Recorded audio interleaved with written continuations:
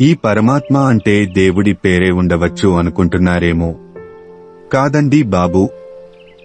నేను అంటే ఆత్మ అని పిలిచినట్టు ఈ సృష్టి మొత్తం యొక్క ఆత్మను పరమాత్మ అని పిలుస్తున్నా అంతే. ముందే చెప్పాను కదా మీకు, ఆ దేవుడికి నేను పేరు పెట్టను అని. పేరు అంటే గుణం, ఆ పరమాత్మ గుణాన్ని ఎంచేటంత గొప్పవాళ్లం కాదు మనం అని నా ఫీలింగ్.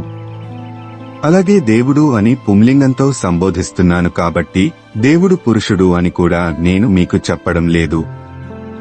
దేవుడు అన్న పదాన్ని జస్ట్ భాషా సౌలభ్యం కోసం వాడుతున్నాను అంతే. అర్థం చేసుకోగలరు? అటువంటి సర్వగుణ సంపన్నుడు అయిన భగవంతుడు అనగా ఈ ప్రకృతిని ఎలా ఆరాధించాలో తెలుసుకుందామా మరి. కొంతమంది ఈ ప్రకృతే దేవుని శరీరం, పరమాత్మయే అతని అస్తిత్వం అన్న విషయం తెలియదు.